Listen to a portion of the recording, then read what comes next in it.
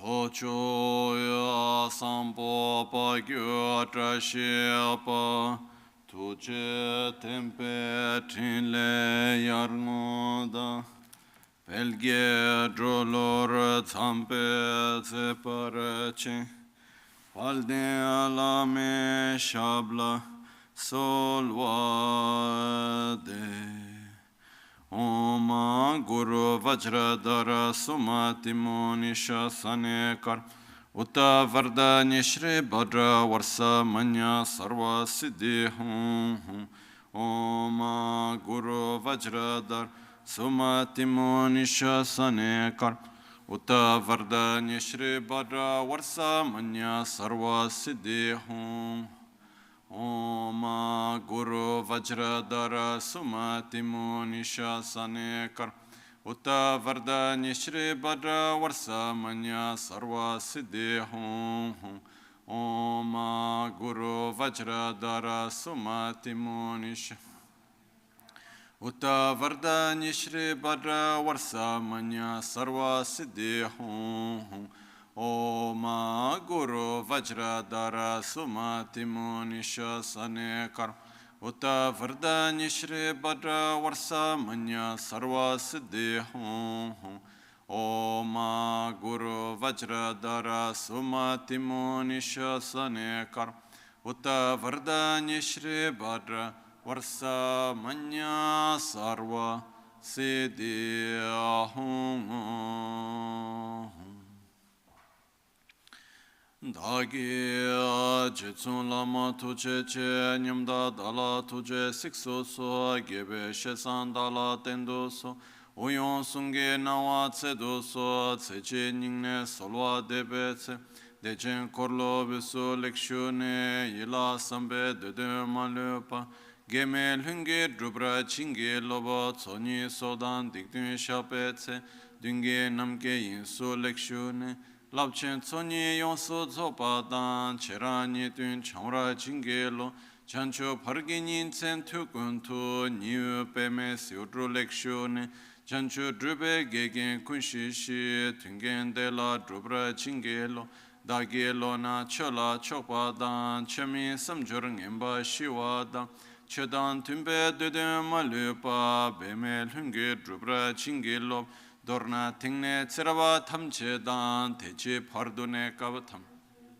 Rese kyamne lama keleme tukje chenge dala sikso solo gongyab drewe nyamda dachala jetsun lame tuje rab gongne kudan sunge nawa drame to nyam sunyongwe kesan toprasho kewa kunto yanda lama dan drame chekipe la longchechi sadan lamge yente rabzone Dorje change koba nyur tobe sho Pakyuke kudan dagi alu Pakyuke sundan dagi ngan Pakyuke tudan dagi Ten yerme chikto chingi alu Ma kyuke kudan dagi alu Ma kyuke sundan dagi nga Ma kyuke tudan dagi ten yerme chikto chingi alu Om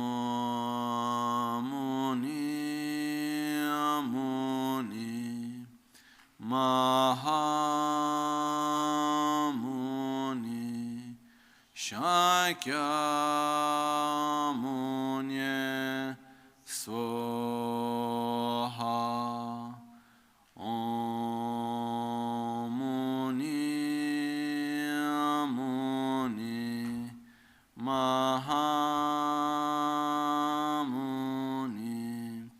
Shakyamuni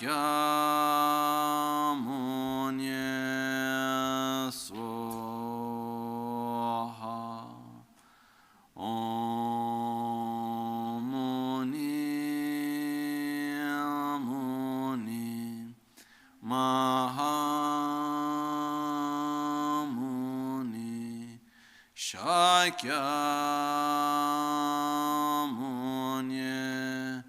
Swaha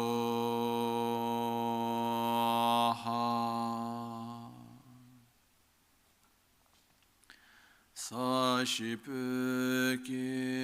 Choshimeto Tramare Rabalingashi Nidege Padi Sange Shinto Mikte Ulwarki Drokunanamdashingla Chöpar Shoyi Damanguru Ratna Mandrala Kamniryatayami Sangye Chedan Tsoke Chonam La Chancho Pardo Dani Kyapso Che Dage Chushe Gibe Sonam Ki Drola Pinchra Sangye Druparasho Sangye Chedan Tsoke Chonam La Chancho Pardo Dani Kyapso Che Dage Chushe Gibe Sonam Ki Drola Pinchra Sangye Druparasho Sangye Chodan Tsoge Chonamla Jancho Pardo Dani Kyapsuchi Dagi Jinso Gibe Sonamgi Drola Pinchra Sangye Druparasho. In the Buddha, Dharma and Sangha, I take refuge until enlightenment. Through the practice of generosity and the other perfections, may I attain Buddhahood for the benefit of all sentient beings.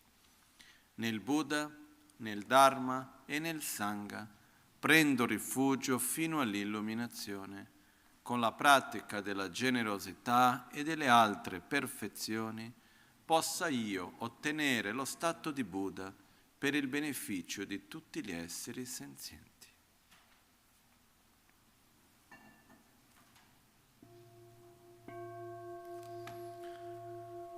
Haya kedan ludan chinke rubundandami kenamdan ruwakunge dranam che tsampa thamche ketu dage chetento.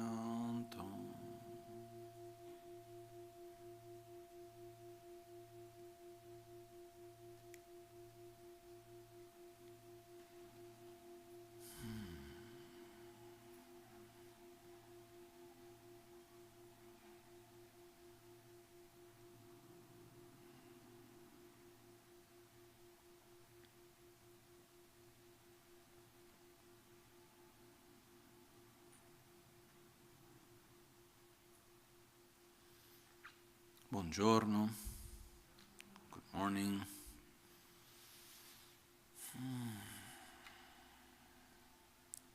Volevo solo ricordare che questi giorni gli insegnamenti saranno in inglese, quindi chi ha bisogno di traduzione ci sono le cuffiette e c'è la traduzione simultanea.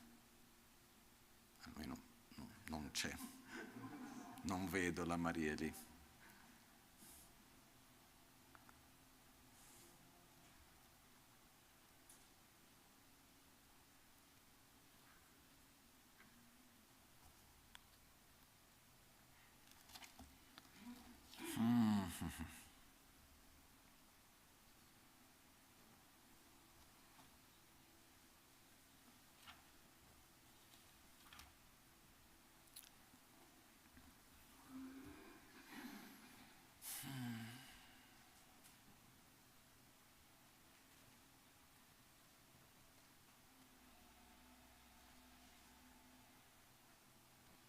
Yesterday,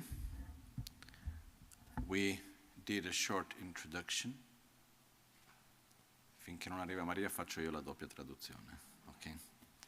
So yesterday, as we did a short introduction to Lojong. There is one very important point that we gave a lot of emphasis, which is the fact that the reason why we are here together, the reason why we share the Dharma, it's basically for each one of us to be able to grow on our own spiritual path, to develop our own qualities. You know, if we use the more specific terms, to become a bodhisattva, and finally to reach the state of Buddhahood in order to help others. In other words, our objective is to practice the Dharma, and it's not to be a good Buddhist, let's put it in this way. It's very good to be a good Buddhist, but our objective is not to say, oh, I received the teachings of Lojong, oh, they are very nice teachings, I can put in my collection of transmissions that I have received and teachings that I have done. You know, it's not like, okay, one more. And it's also not the objective to do some sort of spiritual entertainment. Okay? The objective is that of actually changing our mind, changing our behavior, entering into this very powerful method of training one's own mind in love, compassion, and in wisdom. That's the main objective. Okay? Because we have a clear understanding, and today we would go a little bit more through it, that the causes of our own suffering are coming from our own mind, basically. And not only our suffering, the suffering that exists in the world is created mainly from selfishness, from ignorance. And the only way to change that is by developing first ourselves love, compassion as an antidote for selfishness, and wisdom as an antidote for ignorance. And we cannot help others on this path if we ourselves do not realize it first. Okay? So this is the reason why we gather together here. This is the reason why we go through these teachings and so on. So today we will start with the first of the 7 points mind training. And as I said yesterday, the first of the 7 points mind training is the shortest and at the same time the longest. Because in the text itself it's very short, but it has a lot of content within it. And luckily these days we have no hurry. We don't need to finish the 7 points mind training in a weekend. We have many days, so we would go through it slowly, okay? Without hurry. Quindi ieri abbiamo avuto l'opportunità di parlare di più degli insegnamenti del Lojong, di entrare a fare una introduzione, a capire un po' meglio che cosa vuol dire questi insegnamenti di Lojong, dell'addestramento mentale, e uno dei punti che abbiamo ribadito più volte e che voglio in qualche modo mettere ancora un po' di enfasi è che noi non siamo qui con l'obiettivo di essere dei bravi buddisti. Va benissimo essere buddisti, ma non è quello l'obiettivo, essere dei bravi buddisti. L'obiettivo invece è quello di trasformare la nostra mente, di sviluppare amore, di sviluppare compassione, di sviluppare saggezza. Questo è l'obiettivo principale. E non siamo neanche qua per fare una sorta di intrattenimento spirituale, quindi passare dei bei momenti insieme. Ci sono tanti modi per farlo, no? Però non è questo l'obiettivo per il quale noi siamo qui. Non è quello di semplicemente passare dei bei momenti insieme. Siamo qua principalmente per poter condividere il Dharma, anche perché nella consapevolezza che la sofferenza nostra, quella degli altri che ci circondano, proviene da che cosa prevalentemente? Dall'egoismo e dall'ignoranza. E non c'è nessun modo di aiutare gli altri a uscire dal proprio egoismo e dalla propria ignoranza se noi stessi non l'abbiamo fatto prima. Quindi mettiamo come obiettivo da parte nostra sviluppare amore e saggezza come antidoto all'egoismo e sviluppare amore e compassione come antidoto all'egoismo e sviluppare saggezza come antidoto alla ignoranza. No? E questo richiede una dedicazione di vita, questo richiede tempo, richiede energia e non è una cosa che è di un giorno o 2 giorni, è qualcosa che è una dedicazione di vita, sono tantissimi anni, giorni, più che anni sono tantissimi giorni, momenti dedicati a questo, con una certa costanza. No? E quindi per quello che viene chiamato un addestramento, è un qualcosa nel quale noi andiamo ad addestrare, allenare la nostra mente a uno stato di amore e compassione come antidoto al nostro proprio egoismo e a una visione coerente della realtà come antidoto alla nostra propria ignoranza. Ok? Poi andremo nei dettagli su ognuno di questi punti. Abbiamo calma. Una delle belle cose è che in questi giorni abbiamo fino al 9 per vedere i 7 punti dell'addestramento mentale, quindi non c'è fretta.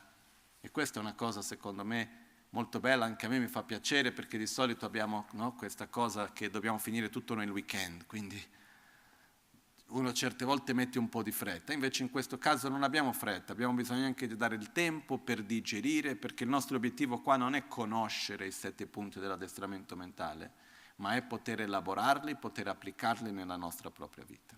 Ok? Bene. Quindi adesso, finché non c'è la traduzione, prendo la vecchia abitudine che avevo una volta che facevo l'autotraduzione, no? Quindi riprendiamo quello per un po'. Ok? E quindi partiremo dal primo verso dei 7, il primo dei 7 punti, che è allo stesso tempo il più breve, ma allo stesso tempo anche il più lungo. Nel senso che nel testo in sé è quello più breve, è una sola riga, però ha tanta di quella roba dentro, è molto denso. E quando è stato scritto era come che fosse preso per scontato che uno lo sapeva che cosa fa riferimento, però qua non tutti noi sappiamo, quindi andremo a vedere con una certa attenzione, con calma. Ok? Bene. Perciò,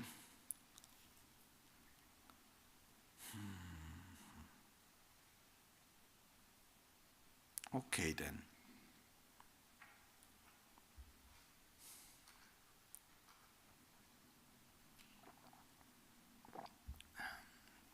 So Maria has arrived, so we go back to one language. Ok?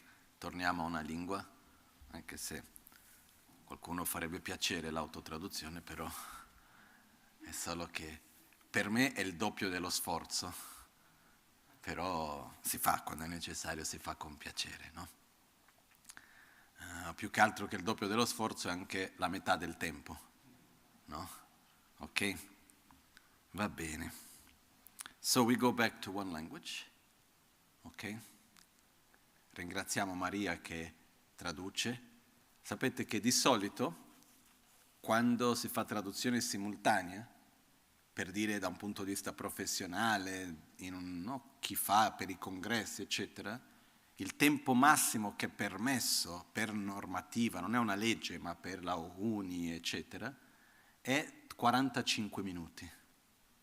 Per quello che anche i sistemi di traduzione simultanea che abbiamo lì sono fatti per 2 persone, perché ogni 40-45 minuti devono darsi il cambio, perché è troppo stancante mentalmente fare traduzione simultanea, solo che qua facciamo 4 ore, no? E siamo così.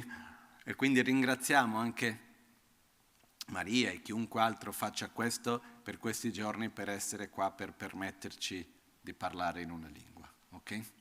So, now Maria has arrived, and normally when we also be grateful that she's doing the simultaneous translation. And actually, those that needs to be grateful to her is not only those that speak Italian, but mainly those that speak English. No? Because the fact that she's translating from English to Italian allows me to speak only English. No? So, and normally what I was told is that when it's like, let's say, for a conference or something like that, when there is simultaneous translation, the regulation, which is not a law, but the standards, is that a translator should not translate for longer than 45 minutes because it's very tiring, you know. But here we know the subject and we are together, so normally our translators are there for maybe 3 hours in a row, you know, maybe even longer. So we are very grateful to them that they can give us this opportunity to speak in one language. Okay, so in this case, thank you, Maria. And we go back to one language. Okay.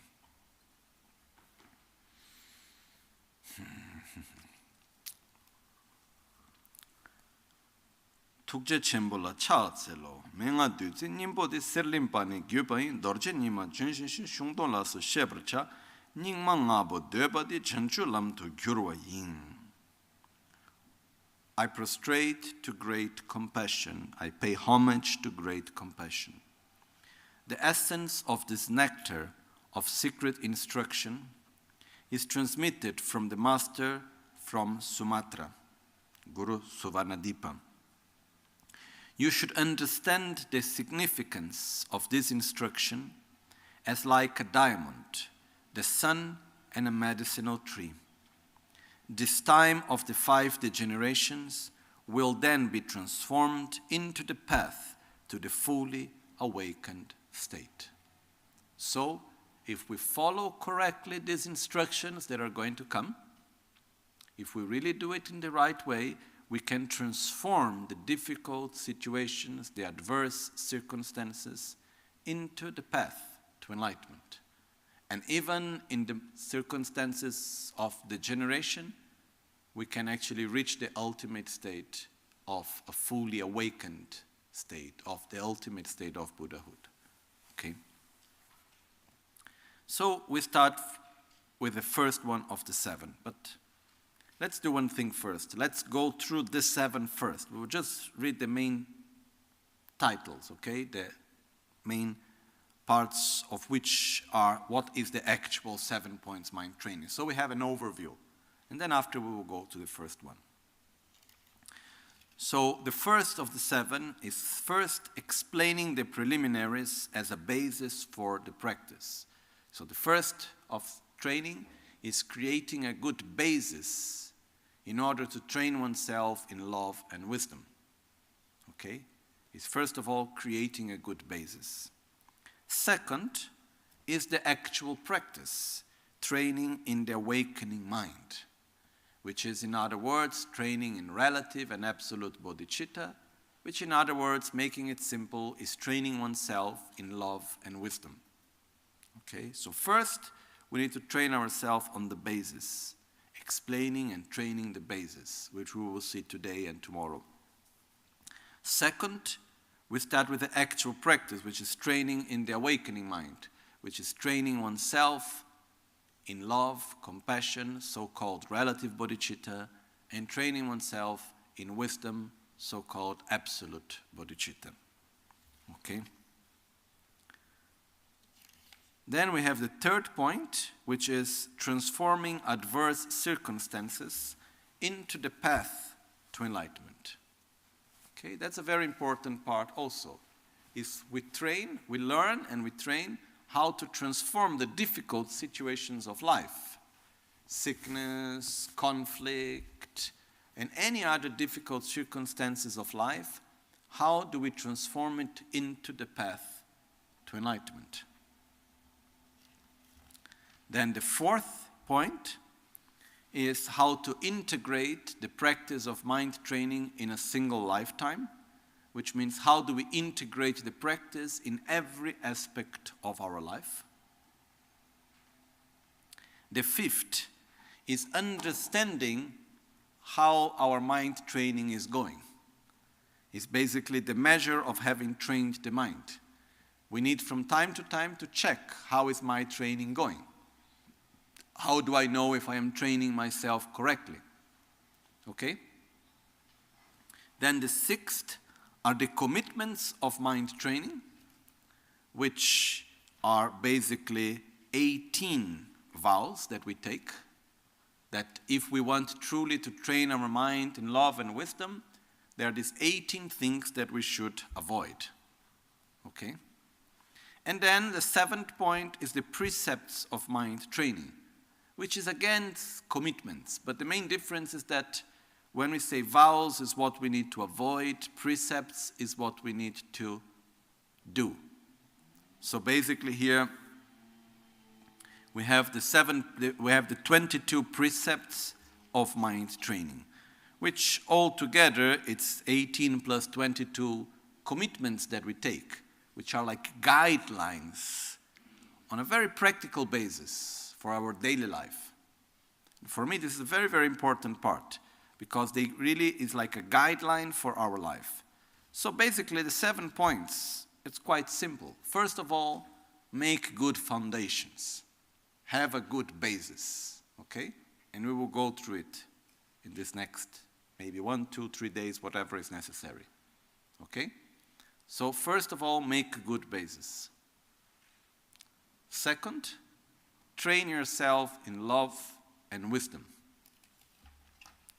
Third, learn to transform the difficult situations of life into the path to enlightenment. Fourth, integrate the practice through your whole life, and inside the fourth is also the preparation for death, preparing oneself to die correctly, how to prepare for one's own death. Fifth, understanding how one's own training is going. So we need to understand and look and observe and see how our training is going in order to redirect it, okay? 6 and 7 are guidelines for our life. So we have 6, the commitments of mind training, 7, the precepts of mind training, which are guidelines to apply in our daily life. Okay, so it's basically quite simple. And the 7 points are not something that is not possible to understand. Okay, so we go once again through it. First, create the basis, the preliminaries. Okay, it's like building a house. Before we start thinking about the windows and the doors and what furniture we put inside or anything else, we need to make good foundations. If we don't make the foundations good enough, then all the rest after, it's unstable. It may look beautiful, but it will fall down soon. Similar to that, in our own spiritual practice, if we don't have a good basis, whatever we do afterwards, it may look very wonderful and we may have even wonderful experiences, but after it will not sustain. It will fall. You know? And it's similar to a house. For example, here in the temple, no? We see the beautiful temple, but you don't see the foundation. I followed every step of the construction, so I know the foundation that is there. And it's quite stable. And the good thing is that more than 90% of the temple is standing on solid rock, actually. So this is also good. And then there is a very strong foundation and so on. I don't need to go now into technical details explaining this structural foundation of the temple. But you don't see the foundation. But yet, it is very, very important. It's working all the time. Similar to that, the preliminaries are part of the path that once it's done, you don't see it anymore so much. But it's integrated into everything else. It's the basis that holds up the second point, which is training oneself in love, wisdom, and training oneself, love and compassion, and training oneself in wisdom. Okay? But this second training, we can start doing it without completing the preliminaries. But it will not sustain. It's like we are able to do something and after some time, it will fall. We put effort in developing love and wisdom and after some time it will fall. Why? Because the bases are not stable enough. Okay, so first we have good foundations. Then after we need to build up. So first we train in the preliminaries. Second, we train ourselves the actual practice. We train ourselves into love, compassion, so-called relative bodhichitta, and in wisdom, correct view of reality, called absolute bodhichitta. Bodhichitta is the mind of enlightenment, the mind of awakening. Okay. Then the third point is where we train ourselves to transform difficult circumstances, so-called adverse circumstances, into the path to enlightenment. So how do I relate myself to the difficult circumstances of life in a way that it becomes part of my spiritual growth? Okay? This is very important also. Fourth, how do I integrate the practice in my whole lifetime? And here, as we said before, there is a part of training oneself, for preparing oneself from one's own death, which is something which is very important also. So integrating the practice into one's own whole life, into a single lifetime, which means integrating the practice into every aspect of one's own life. Fifth, the measure of having trained the mind, understanding when our mind has been trained. Sixth, the commitments of mind training. Seventh, the precepts of mind training, which are basically the guidelines for our daily life. Okay? So we have basis, the main training, transforming difficult circumstances, applying the practice to every aspect of one's life, understanding if our mind is correctly trained or not, the commitments and the precepts of mind training. Okay? So these are the 7 points. Now, each one of them, it's quite profound, it's quite deep. But at the same time, there is a very wonderful thing from these teachings, which is not just a teaching, it's a system. From this, it's like a tool. It's very simple to use. It's like little bit like modern technology. I remember some years ago that there was one aspect that changed in technology. Some time ago, when you would buy anything, it would come with a thick instruction manual.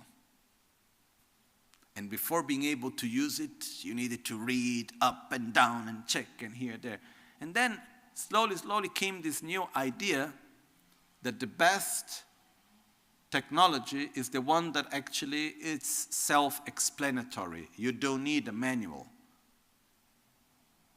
As you take it in your hand, it simply works.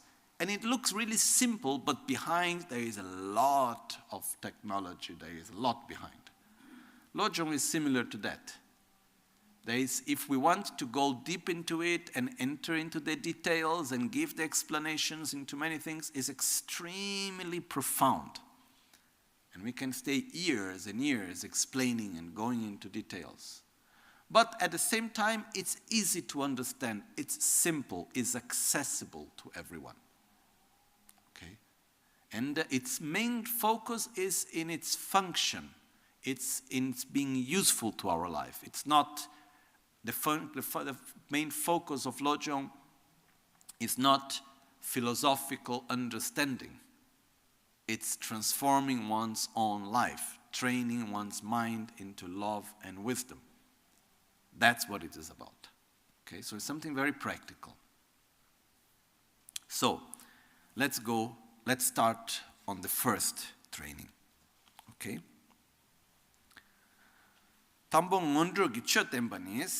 So first, explaining the preliminaries as a basis for the practice. First, train in the preliminaries. Tangbo, first, ngondro, preliminaries, that comes before, preliminaries. Tak la lab, lab means train. First of all, complete the training in the preliminaries. And again, what is our objective here? Is to become a teacher of Lojong? Or is to realize wisdom and love? Is to realize, okay? So when it says here, train yourself in the preliminaries, it's not study this, and that. It's realize these different states of consciousness. Because before opening our heart towards others, before developing bodhicitta, there are different concepts, there are different states of consciousness that we need to develop, without which it's not possible. It's like the building blocks of a different concept. Okay? And we need to go through them first. So, let's see what also Geshe Rinpoche is describing here at this point. Tambo ngondro talala, ngondro la deljur tunche nyeka, chiwa mitakpa, ngendro dunga, kyamdro lendre, korwe dunga, samba nam yins. Okay.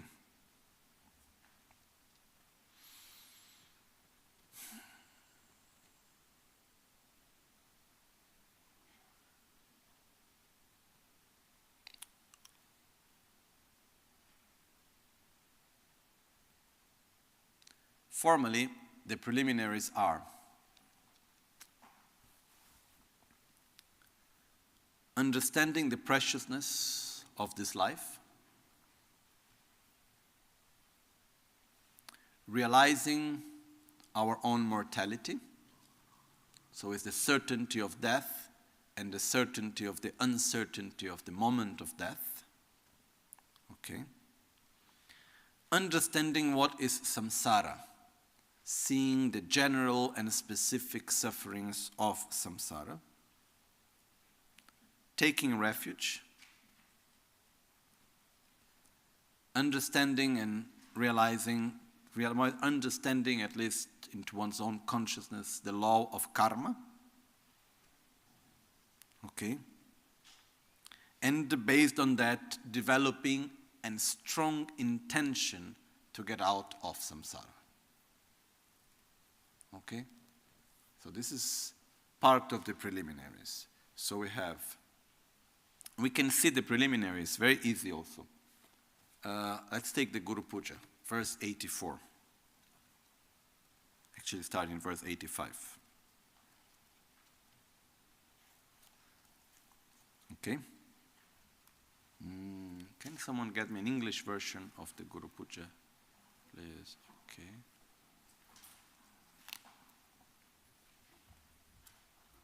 You keep one for you. You need one. Okay. Thank you.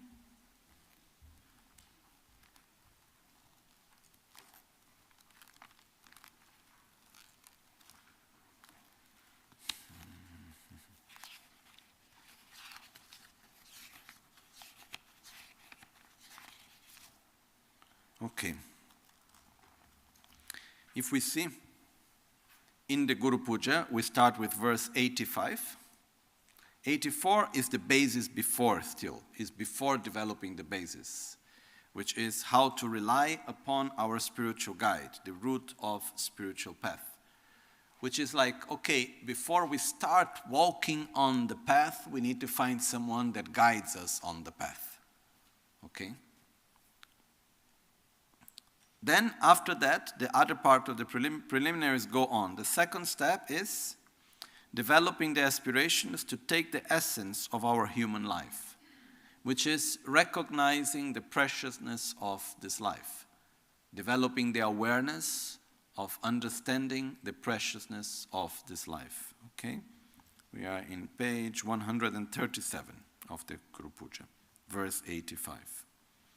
Then after that, we have verse 86, the actual method for gaining the happiness of higher states in future lives.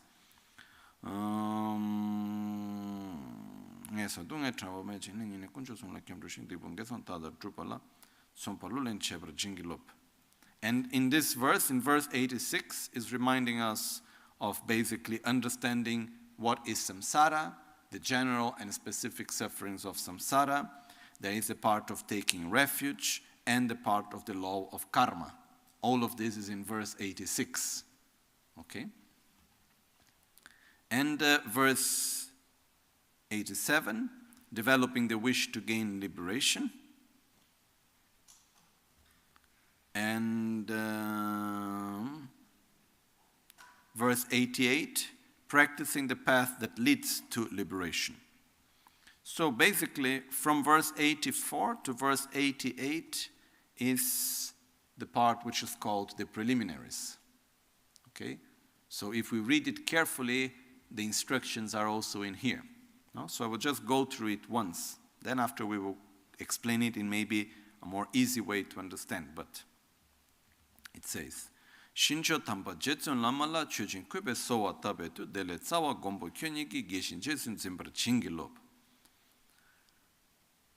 To the power of having made offerings and respectful requests to you, O holy and venerable gurus, supreme field of merit, we seek your blessings, O protector and root of well-being and bliss, so that we may come under your joyful care. Lenje tsamshin yebe del churdi nyega nyurdu jikpe tsultone tome tsedi chawe miya war tende nimbo lembra chingilob.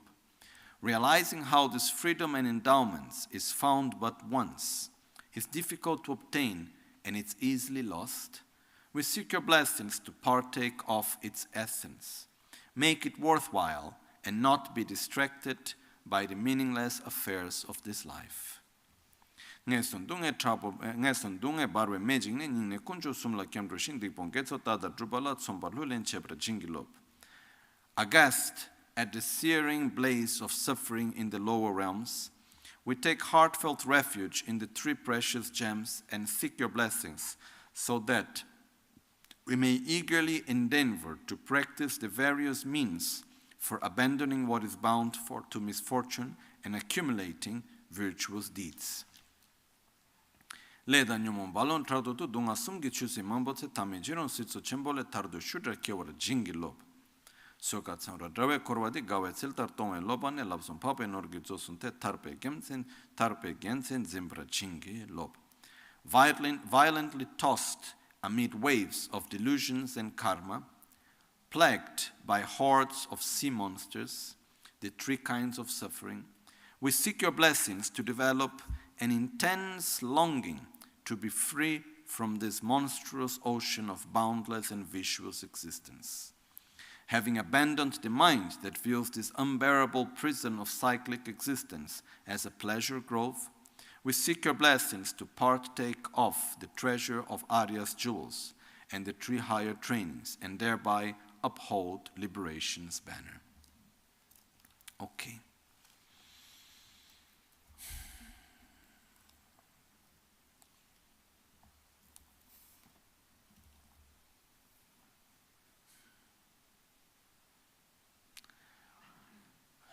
Let's go back to the basis first. What do we want now? I'm not asking philosophically, okay, being a Buddhist, what do I want? What should I want? No, I'm not asking what should you want. What do you want? We want happiness. We just want to be well, you know. This is what we want. We just want to be in harmony, in peace with oneself and others. We want to be well. That's what we want. Okay? And I'm quite sure that if anyone would come to us with a possibility like, give up enlightenment, I give you pleasurable samsara. You know? I take your problems away. I give you a sustainable state of peace, of satisfaction, of joy. Would we go for it or not? Most probably, yes. Okay. So what do we actually want? We want to be happy. What do we truly want? We want to be well, in peace. And this is not only us. Any sentient being that we may encounter, humans or not humans. What all of us want is just to be happy, just to be well. So this is the same for every one of us, and we have talked about this many times. The main issue is that all of us, independently who we are, where we live, which is our culture, everything else, we all want to be happy. But the main issue is, what do I do in order to be happy? Where do I project my happiness? And where do I project the causes of my suffering? Because basically, the wish for happiness and the wish not to suffer, or attraction to happiness and aversion to suffering, are two manifestations of the same. And this is the basic force that guides all of us in our lives. But first of all, we make one first division. There is two different ways of going.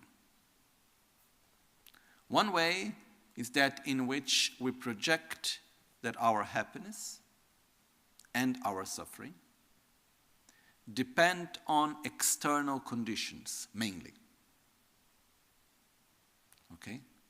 So one way is the main causes of my suffering are external. The way how people talk to me, the situations that I go through, what happens to my body, all of this. The financial situations, the environment, everything that is around me are the main causes of my suffering. And as a consequence of that, in this first view, we believe that the main causes for happiness are also external. So in order for me to be well and happy, in peace, what do I need? I need the external circumstances to be as I wish.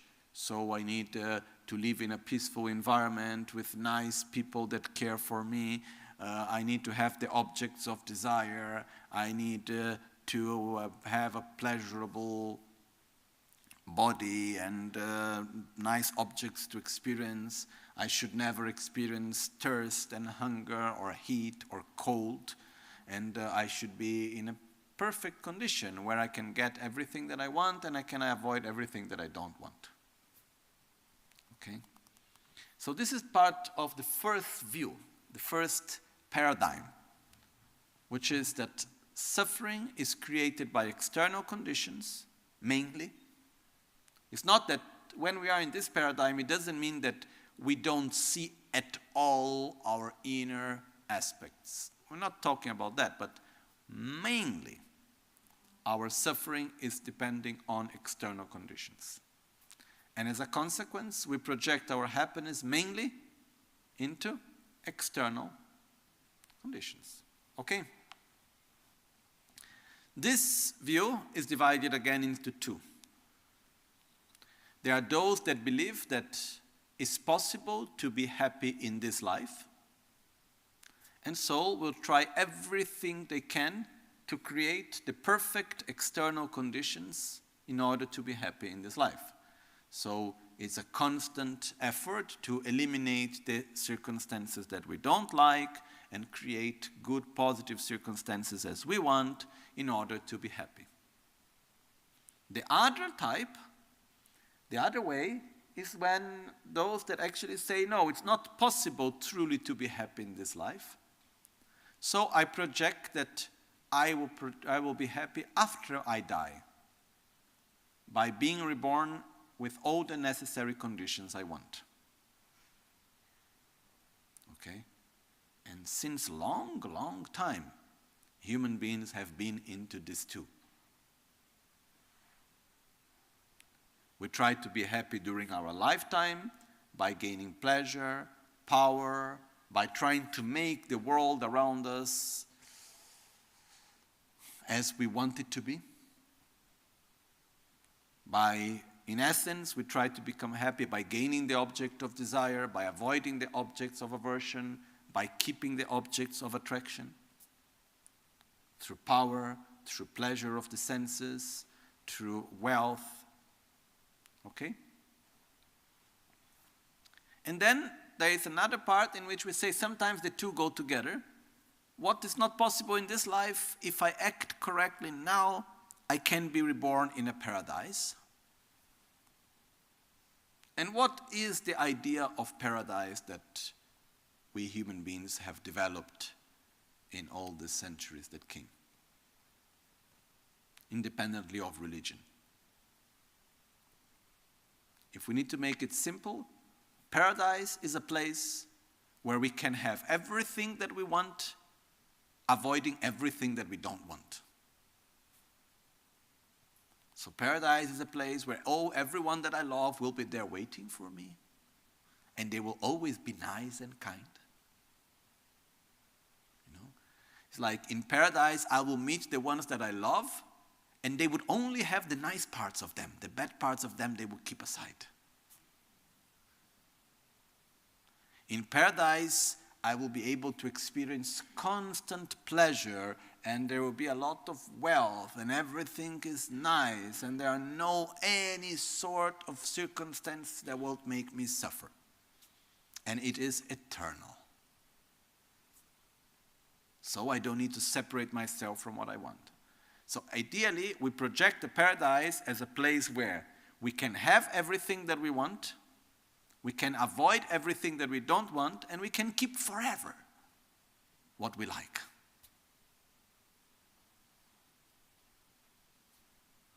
It's a nice idea, no? Okay?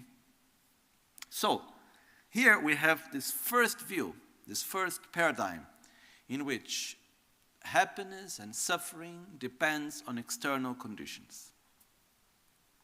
And we project this into this lifetime, and we project it beyond this life. Okay? And even inside Buddhism, there is this interpretation sometimes in which, I make everything so that I will be reborn into Chitta. Or in Sukhavati, that there are different Pure Lands. And sometimes the way how the Pure Lands are described, it's very similar to the concept of paradise. But when we go deeper into seeing it, the Buddhist perspective, it's quite very much different. A Pure Land is not a place where we can have everything that we want, where we can avoid everything that we don't want, and where we can keep everything that we like.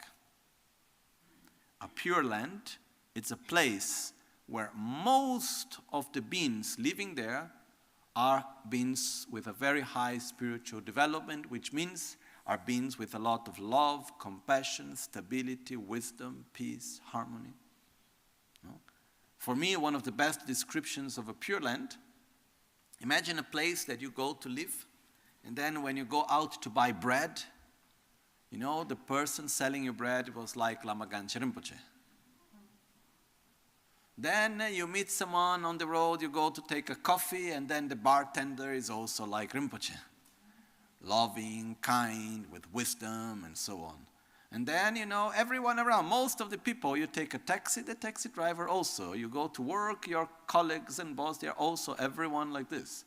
The mayor, the ministers, everyone are made mainly with a lot of compassion and love and wisdom and stability and peace. I'm not saying that everyone has a nice round face with a beard. I'm not saying that.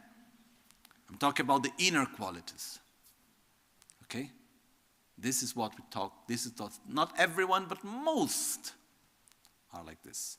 So if we go to a place where most of the beings living there are beings with a very high level of wisdom and love, this is what is called a Pure Land. Okay? But still, often, it has been described from the external perspective. Okay? So, I want to make clear this because it's not something of other religions. Even inside Buddhism, this interpretation have appeared in different moments. That happiness depends on external conditions, so I need to be reborn in a Pure Land where everything is as I want. So basically, we can see the first paradigm makes these two first distinctions. One side, happiness and suffering depend on external conditions, which I call this is a name that I gave myself, which is the material utopia, in which we believe that it's possible to be truly happy, in peace and satisfaction, through external conditions. Some of us try to make it happening in this life by having power and wealth and pleasures and so on, by projecting one's own happiness into other people that surround us and so on. This is what most of us do.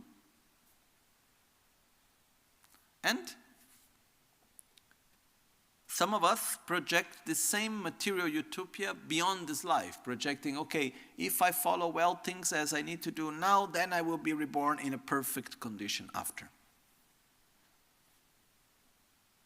Okay. So,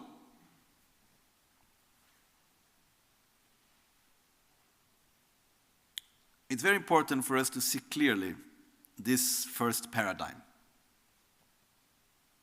this material paradigm, okay, this material utopia. The second part, the other part, the counterpart, let's say, which is that we said that there are two possible views in the very beginning. The other view is that happiness and suffering are not the consequence of external conditions, but are the result of how we internally experience the reality in which we live. Okay?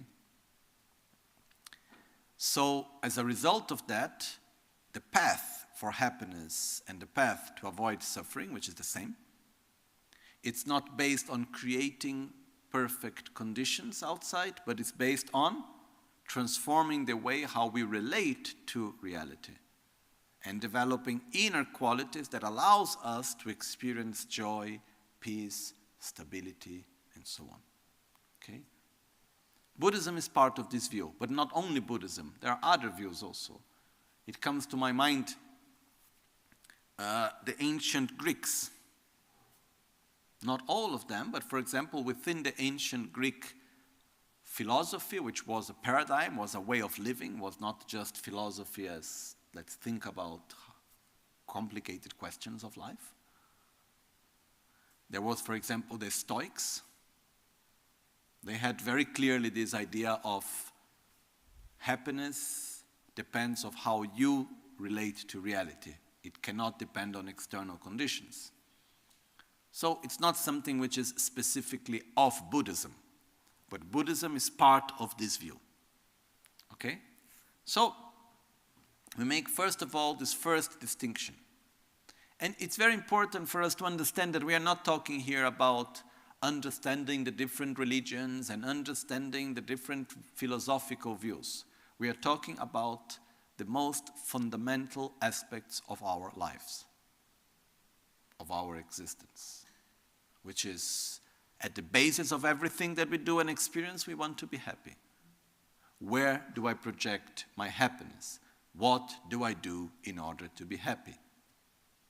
This is a very fundamental question.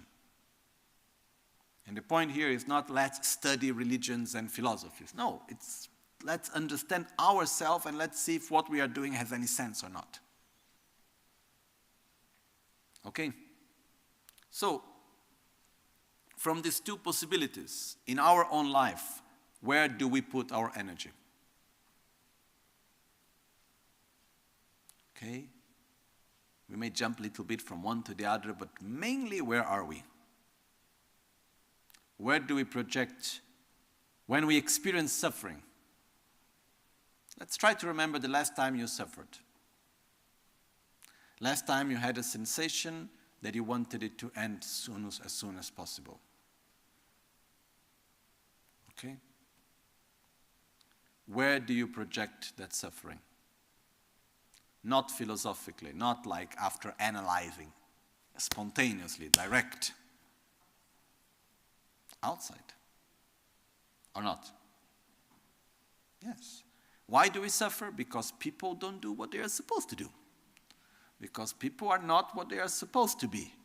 People, I mean my husband, my wife, my children, my boyfriend, my girlfriend, my parents, my friends, and so on. Okay?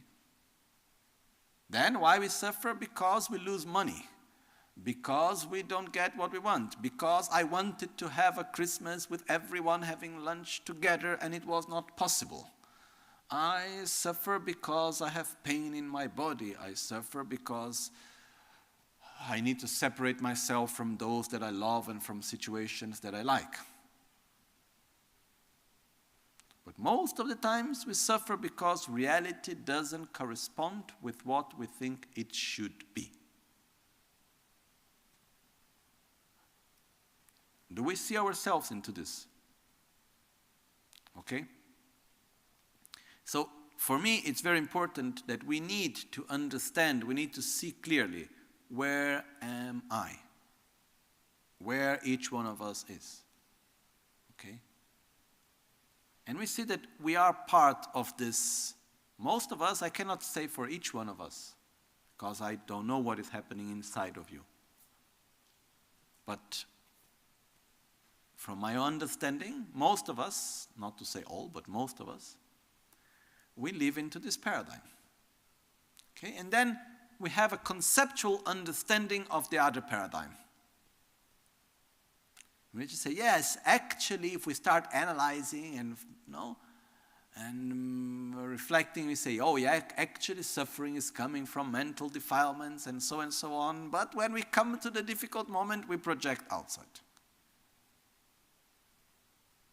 So when we talk about first training the preliminaries, the first step that we need to train into is, where is my suffering coming from? Where shall I project my own happiness? Is it outside or is it inside? Okay. Actually, in both paradigms, we take consideration also of the other part, because we live in a material paradigm, but do we still give importance to emotions and all of that? Yes, we do. Okay? But we believe that our emotions are the consequence of the external conditions in which we live. Right? But we still think about emotions and so on. On the other paradigm, we understand that actually suffering and happiness depends on the way how we internally relate to reality. Are we still influenced by external conditions? Yes. Okay? So, we are influenced by external conditions, but yet we know and we are act in consequence that the causes of our suffering and the causes for our happiness are internal and not external. Okay? And we need to train ourselves into this. We need to repeat this to ourselves again and again. Because as I said before, we are not here to study. Because if our objective was to study, I have repeated what I have just said now. I have said it already thousands of times. And many of you have listened to it so many times. But our objective here is not to learn a theory. It's to analyze our own life and to change our own habits, to change our own paradigm. And that takes time. It needs repetition. So first step, we need to train into that. We need to train into the fact of understanding that happiness does not depend mainly on external conditions. It depends also on external conditions. Because if I do not have enough to eat, if I live in constant physical pain, I will not be able to sit down and meditate. Okay? So yes, external conditions are important, but they are not the only thing, and they are not the main thing also. They are also important. But as I look around and I imagine those that are at home, for most of us, do we have enough materially in our life for a comfortable survival? We do. More than enough. Okay? Sadly, that's not the case for most of the people living in this world. There is an incredible amount of people that simply experience constant physical suffering out of hunger, out of heat, out of cold, out of strong physical violences. And what is interesting is that in our own way of experiencing things, we are not able to look very far. So we are at one part of reality, and we are not able even to look at our neighbor and really see what is happening. But the fact is that it's just our neighbor. Okay? So right now we have these wonderful conditions. There is something, but I explain a little bit later. Let's go back to the point where we were. Happiness depends on two main different ways of seeing. External or internal, making it simple. Okay? Buddhism follows the internal. Okay? So this is the first training. There is no point talking about bodhichitta and the correct view of reality and entering into the whole training of Lojong if we are constantly reinforcing this materialistic utopia. We need to go beyond it. We need to understand more and more clearly that we perceive reality through the filters of ourselves. And this is a very nice metaphor that didn't exist in the time of Buddha, and even later. Because when we talk nowadays, when we say, okay, we see reality through the filter of ourselves, we have a very clear understanding what a filter is, right? On photography. But before photography was there there the concept of filter? No, there were glasses, maybe. But even nowadays, with the filters that we have in the phones, we have even a clear idea of what a filter is. And some time ago, I was looking at this app of the phone, where you can add a filter that you make the person smile. You take a picture, then you put one filter, then the person is like this, becomes like this. And then if you want to make the face look younger, or if you want to make the face look older, or if you want to change the shape of the ears, or if you want to do any sort of changes in the face, is possible to be done. Sort of filters that you can add. You can even, change the shape of the head and do all sorts of strange things. Okay? So we perceive reality at every moment through many, many, many layers of filters that we add up. And some filters were added up in our childhood and no one ever took it off. It's still there. We have filters which are from our culture, from the education we receive, filters from experiences we had. Some of us, for example, had an experience of being abandoned. And we add a filter of being abandoned. So independently how situations change, we still see reality as I am abandoned. Some of us, we develop the filter, I am not good enough. And it doesn't matter what happens, we see things as I am not good enough. The filter is still there. And then on top of that, we have many other filters. Together with it, there is the filter of filters that we bring from one life to the other. There is the filter of anger, there is the filter of jealousy, there is the filter of sadness, and we add filters, we take them in and out, and we constantly perceive reality through the filters of ourselves.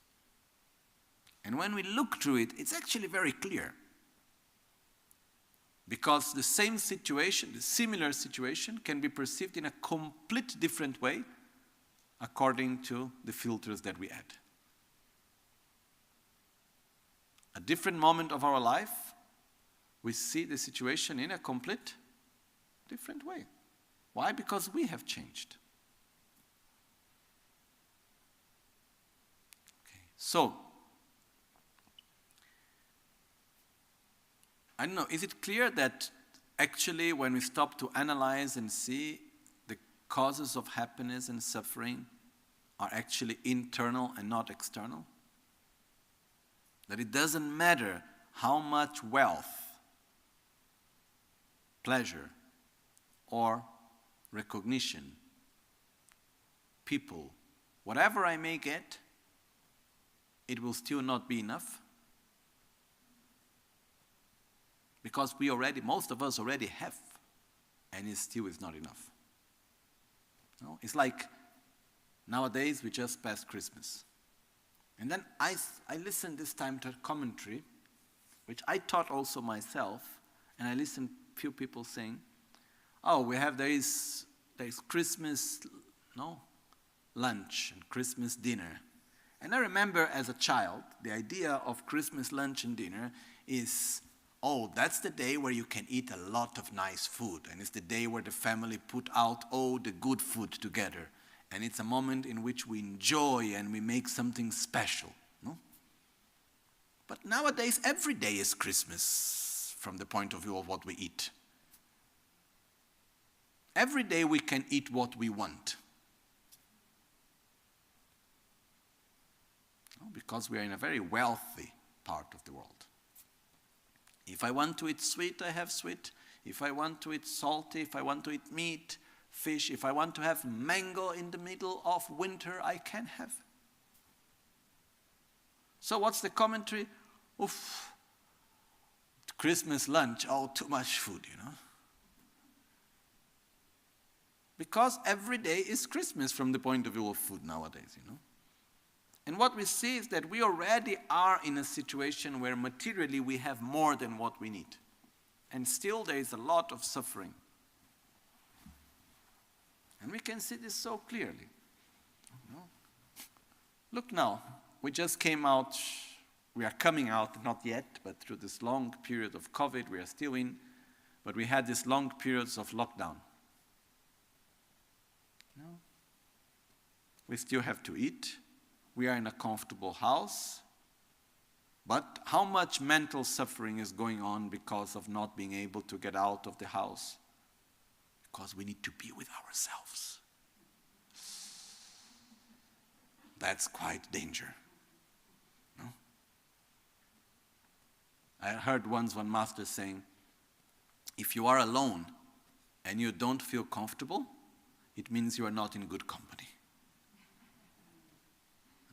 So something must be changed. And the fact is that, yes, we can see so much suffering going on. If we look just into the amount of psychiatric medicine that is being sold every year, it's shocking. So what we can see clearly is that, yes, we create more and more a world in which we live, where the external conditions are very good, but still it's not enough. And as there is this saying clearly, the more I have, the more I want. And it's never enough. Initially, clothes were made to protect our body from the cold. To protect our skin, which is fragile. Then nowadays, we have a problem if there is a little thinking here, and if it's a little dirty there, or if there is a little hole somewhere, And what I want to say is that the more we have, the better are the conditions outside. In a way or another, the more fragile our own happiness is becoming. I was talking once to one man in Brazil. He went through the military, many years of military, and he was part of special forces. So he had the most difficult type of training, like they will throw him in the middle of the forest and he would need to get out by himself. I don't know where, and survive for how many days, and it was quite difficult. And then, and he was telling me one day, he said, I went through so much in my life that, for example, he said, yeah, sometimes happens that my work finishes late, and I need to go back home, and then there are no buses anymore. So I walk 5-6 hours. And so what? Imagine most of us, I finished my job. I don't have the car. Oh, it's cold. I need to walk for 1 hour. What do I do? Move one leg after the other. After some time, you will reach home. It's easier than it seems. And what if I suffer? You are already suffering. So just go. What I want to say is that we have so many conditions, and the more conditions we have, the more our own happiness becomes fragile. Oh, the bus is late. That's a big issue. Oh, this is like this. The car is not as good. Oh, the food is not as good as I wanted because of this and because of that. And the temperature is not perfect at my house. And I'm having a shower. And for example, I like really hot water. And a shower, oh, the water is not warm enough. Already some suffering there.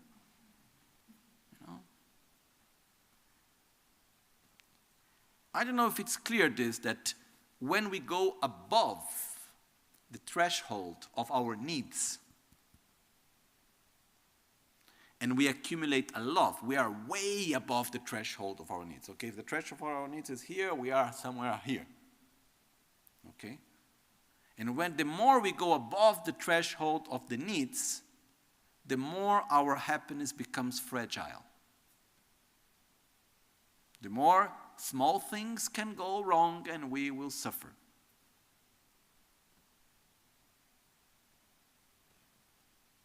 Okay? I don't know if this is clear. Okay? It's like, but he said this, but the other one said that, and this is not like this, and that is not like that. It's difficult, huh? So one thing for me, it's very clear, because if it would be the other way around, okay, then we really cultivate external conditions. But what we are seeing is that the more we cultivate external conditions, the more our happiness becomes fragile and the more we suffer with lesser things.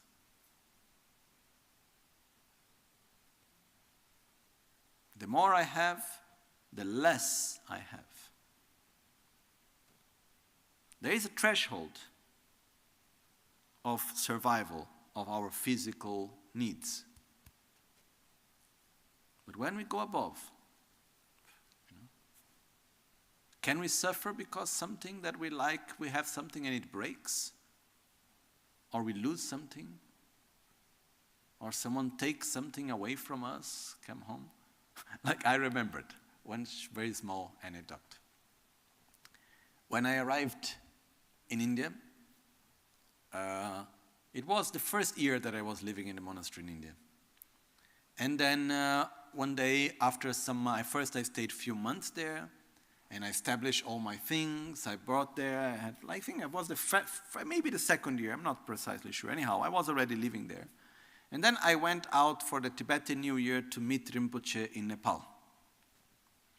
And when I came back, the day that I arrived, they chose to paint the walls of the rooms where I was living.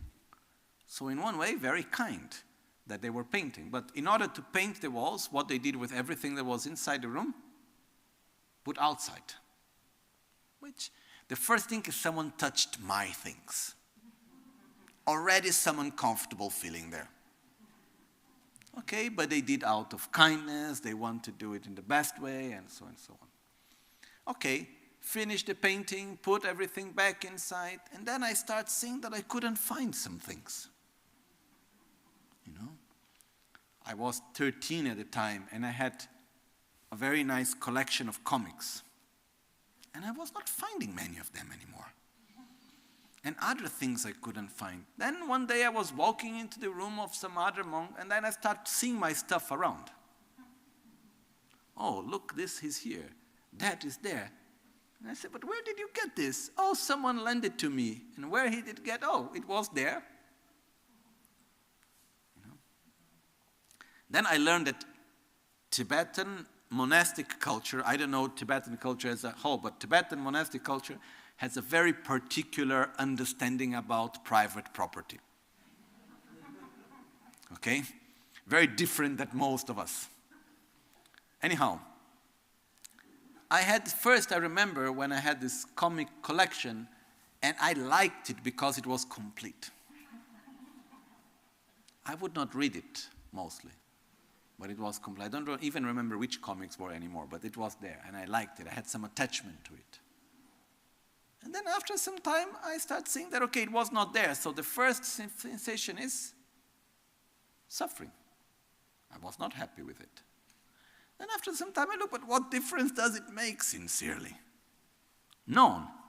So when I gave it up in my mind, and I said, okay, whoever is reading them, enjoy. And then I took the remaining comics and I gave it away. And I felt better. You know? Sometimes what happens is that when we have a lot of stuff and we are attached to the things that we have, something happened to the object and then we suffer. For example, we have a new car, or an old car, doesn't matter. But a new car is even stronger. And then you go out with the new car. And when you come back, there is a beautiful line in the car, you know, from beginning to the end. Okay? Does it hurt? Can you feel suffering because someone made a line in the car? Even worse, if you are there and you see someone making the line in the car, is there any inner reaction? But why is it painful? Is there a neurological connection between your own brain and the car, so you feel what is happening to the car? No, it's because it's my car. And I am attached to it. So when something happens to it, it's not as it's supposed to be. I like it in a different way. Can it still fulfill its functions? Yes. So what? What I want to say, basically, I don't want to go too long into this, but if having more material things would truly make us happier, wonderful. But what happened is the other way around. The more we have, the better we have, the more we need, and the better we need. And our own happiness becomes more and more fragile. It's like eating. When I was living in India, I didn't care what type of oil was there. And I was happy eating whatever I had in front of me. After some time I arrived in Italy, I started making, this olive oil is better than the other olive oil. And then I was there, and then you put the oil, but it's not as good as the other one. So not enough joy.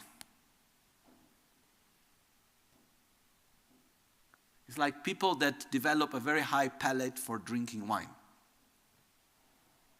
Or anything else, Like Tibetans with Tibetan tea. It doesn't need to be wine, okay? And then, this wine is good, but someone that doesn't have that and like wine, any wine is happy. What I want to say is that the more we have, the more our senses become more refined. Our taste becomes more refined. The more we accumulate things, the more our happiness becomes fragile. And it's not because of the objects, it's because of where we project the happiness. So, I'm saying this not to say that it's negative to have a lot of stuff or to develop a good palate or anything like that. What I just want to say is that it's not the solution. Because if it would be the solution, the more I have, the better I am. And this is not happening. Okay? So this is something that we need to reflect deeply. We need to see clearly in our life. We don't need to give up the things that we have. We don't need to give up the things, the pleasures that we have. But we need to understand that these things cannot sustain our happiness.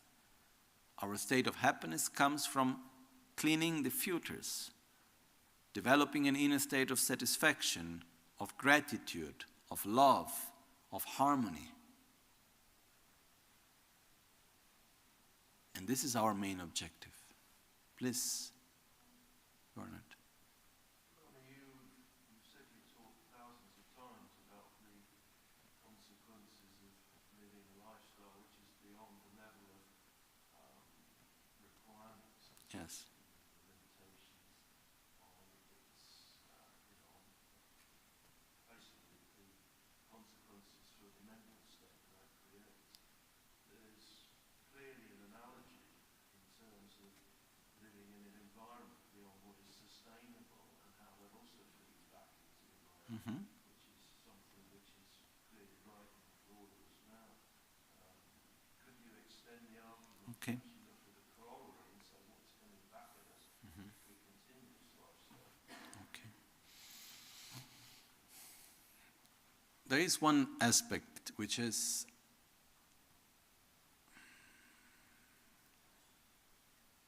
let's make the analogy of the body first.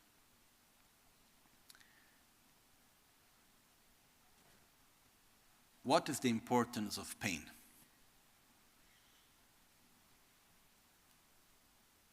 Pain is an alarm. Pain is saying to us, look, something is wrong, something is out of balance. Okay? Imagine we are all here together and suddenly the alarm starts ringing, okay? The fire alarm. Okay? And what do? We say, okay, can someone turn the alarm off? It annoys me. Let's continue. Or shall we go out and understand why the alarm is ringing and see where is the fire and try to extinguish the fire? What would be the logical thing to do? We go out and then we call the firefighters, we try to understand where the fire is coming from and so on, right? When we have pain in our body, it's an alarm ringing, saying something is wrong. Okay? And what we do very often?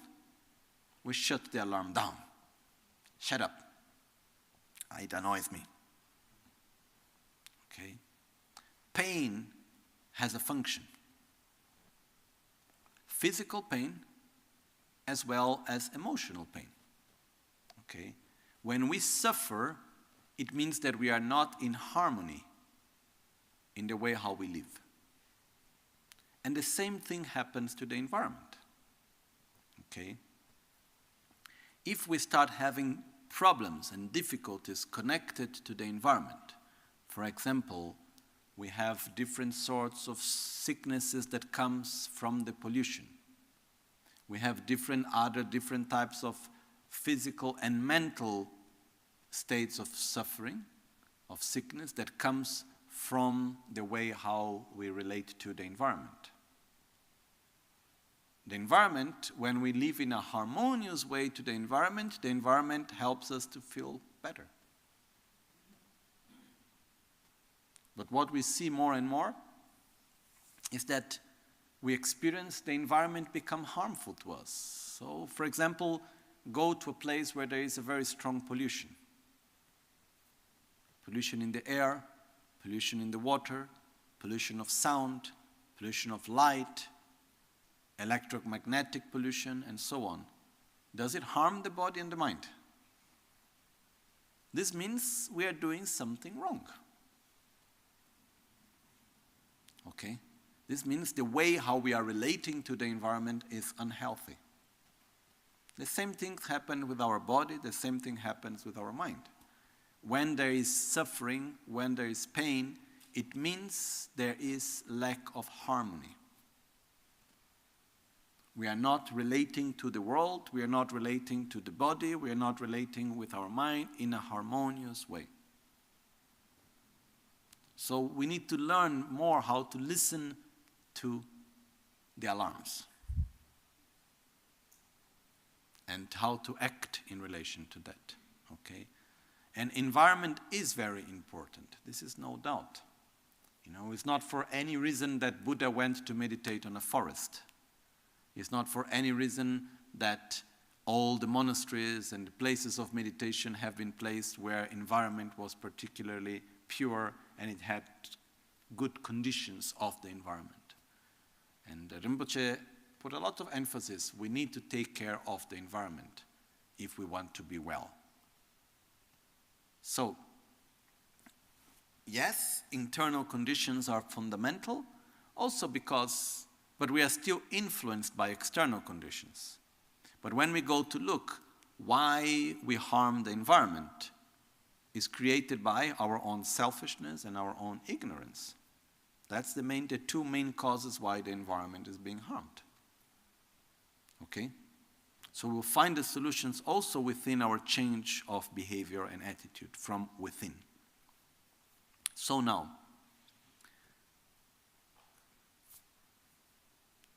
first step, we must convince ourselves clearly of these two differences, which is where my happiness and suffering lies. Mainly on external causes or mainly on internal causes. Once we have to the conclusion it's mainly on internal, then we need to do something about it. Okay? Then here comes one other point, which is the first of the preliminaries, as cited here by Geshe Rinpoche in the text, which is understanding the preciousness of this life. Okay? Sometimes people think that understanding the preciousness of this life, we talk about the precious human rebirth, and it's just the fact of being a human that's precious by itself. I do not agree. Humans have a very high potential, but it's not necessarily a precious life. What do we mean by precious life? It means a life that has conditions that, if used in the right way, can help us to reach a state of more happiness and avoid suffering, which is our main objective. Okay? So since countless numbers of lives, we are struggling a lot to be happy and not to suffer. And we have been trying in so many different ways. Look around us. Each one trying in their own way, but most are following the same pattern. And it's not working. If we look to history, has been the known history, or at least what was taught to us,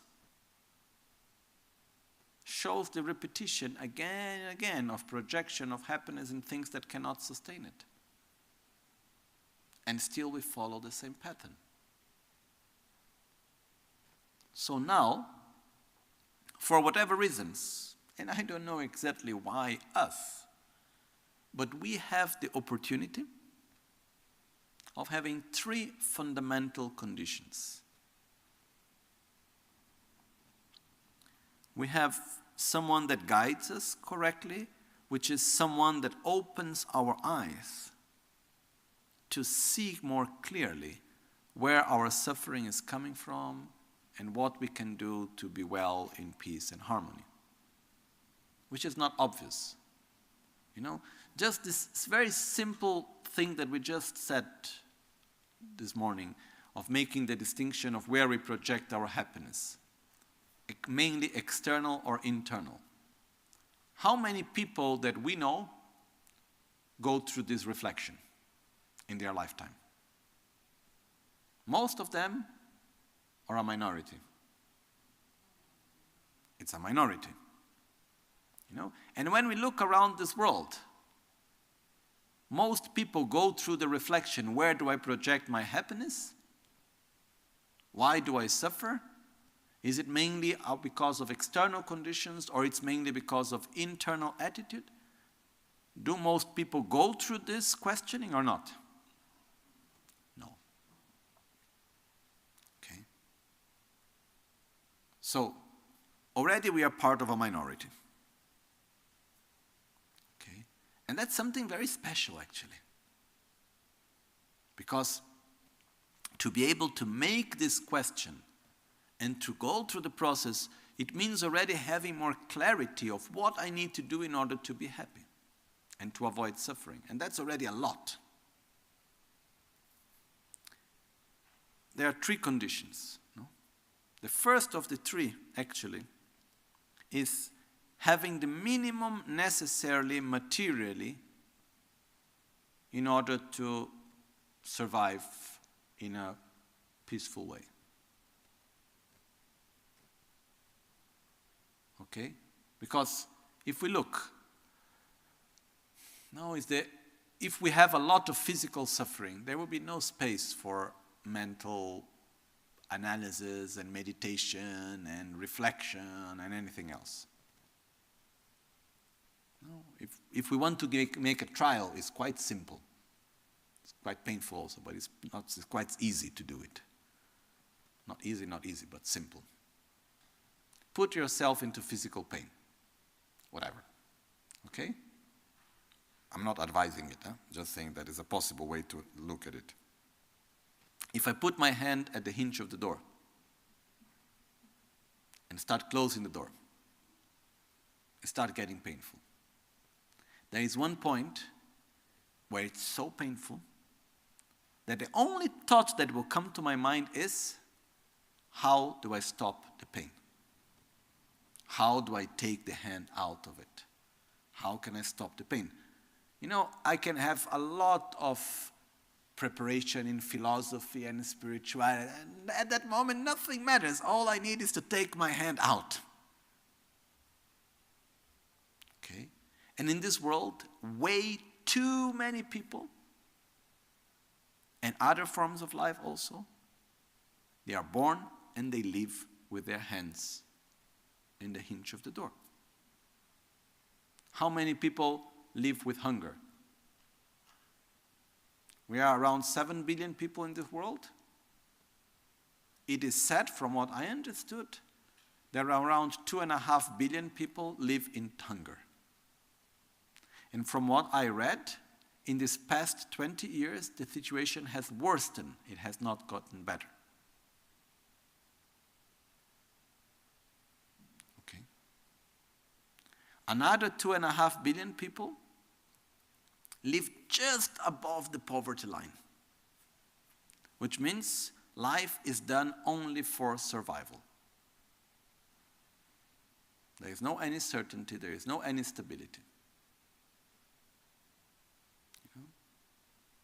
And body and mind are directly connected. If my body is not well fed, my mind will not be stable either. Okay? We have the opposite problem in our context. We are overfeeding with what we actually don't need.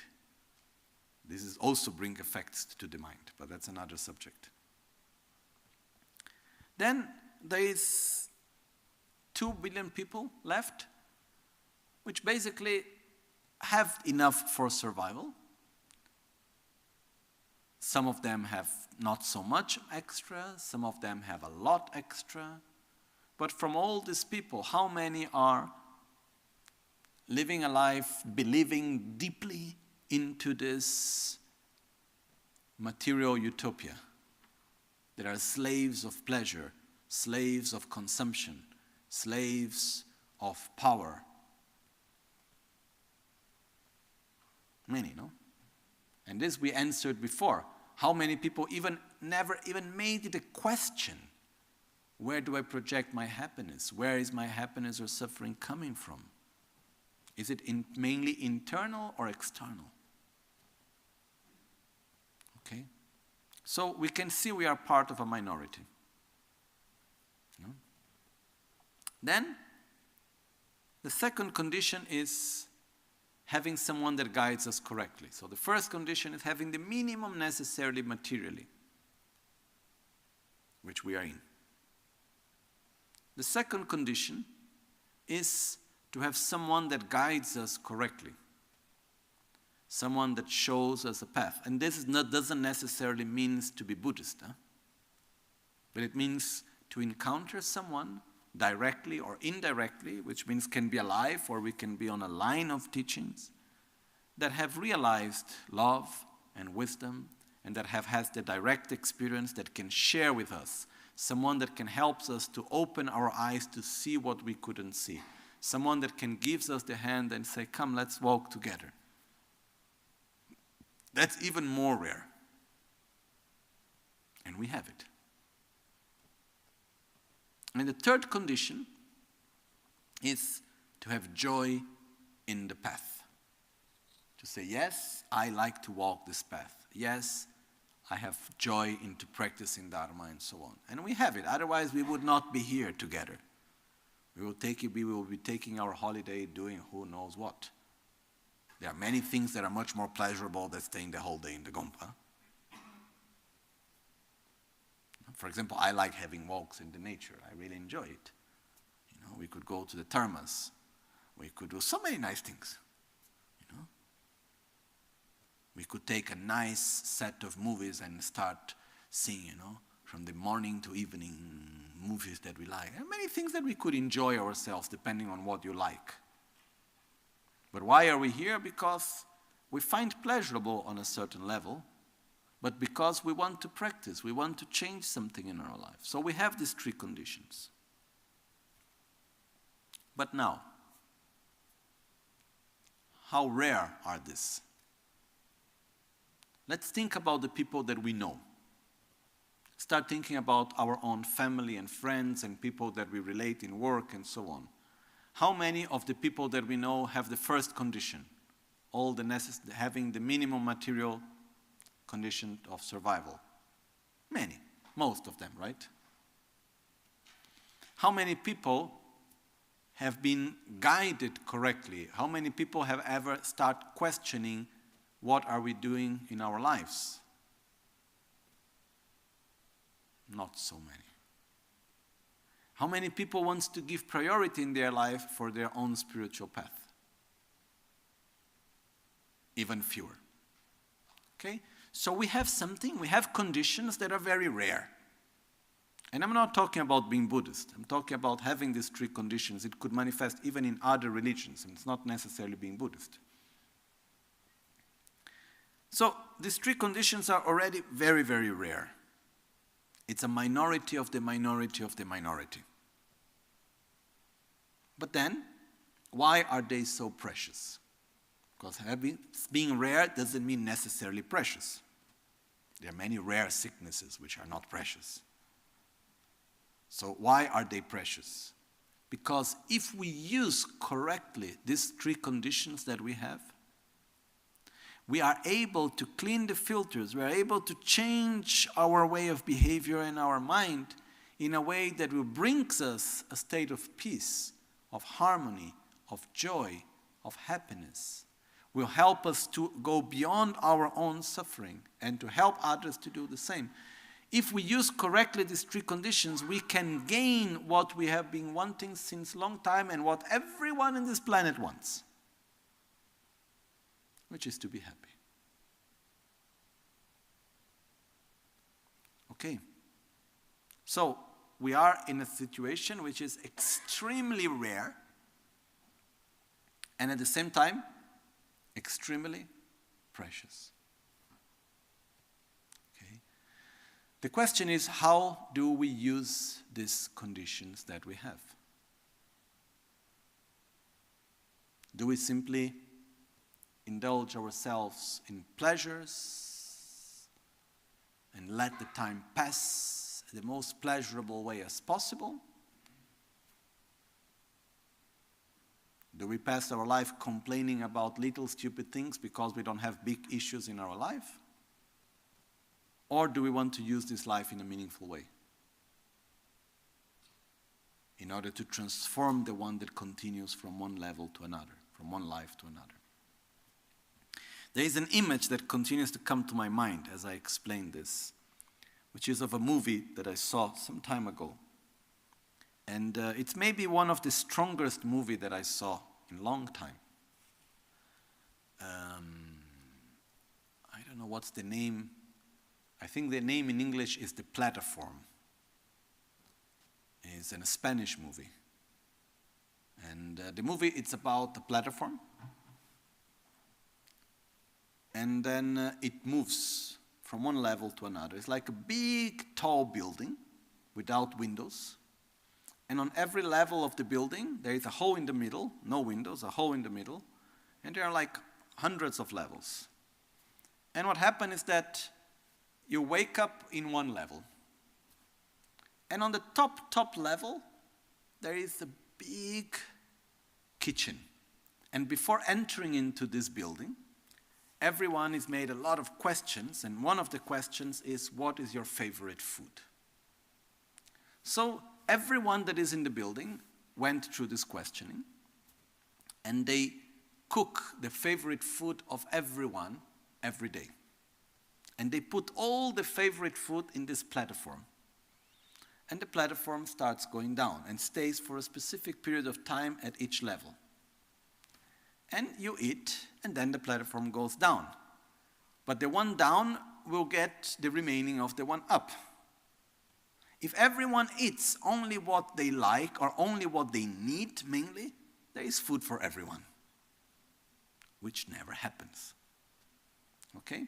So there are all the dynamics, very strong dynamics of violence, of suffering, and all of this. As you go down, the situation gets worse and worse and worse. But there is one very particular aspect in the movie, which is when you are in one level of the platform, let's say you are in level 5, so you get very nice food.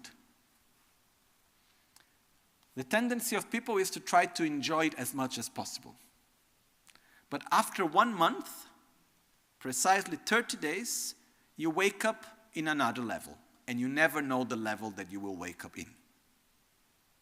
So sometimes you are in level 5, and then you wake up in level 50. Then maybe you wake up in level 210. Who knows what? And when you are in the lower levels, there is simply no food left. You know? And the level of violence and suffering gets worse and worse. And maybe you are in level 200, and suddenly, by the end of the month, you wake up and then you are in level 2. You don't know. And what they show, which is very interesting, is that when people go to the higher levels, they forget completely about those in the lower levels. People, when they are in the higher levels, they just worry about enjoying themselves and not about caring for those that are below. Because if those in the higher levels would care truly for those in the lower levels, there will be no difference between the higher levels and the lower levels. But this doesn't happen.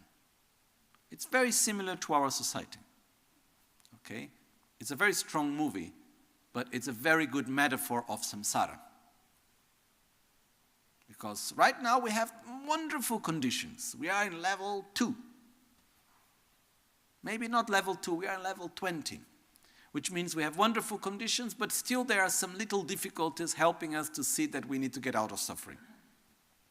When we are only in pleasure, we get completely overwhelmed by pleasure, and there is no space to see anything else. Which is the description of the so-called deva, or God realms.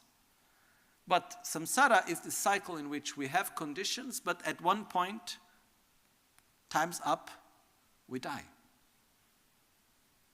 And when we die, we have no clear idea or full control of where and how we are reborn. So, if I end up being in the higher level, what would be my priority? Being able to remain in the higher levels. I am up there. How can I make sure that I will be, when I finish the month, I will wake up again in a higher level? That's my priority, because I don't want to go down there.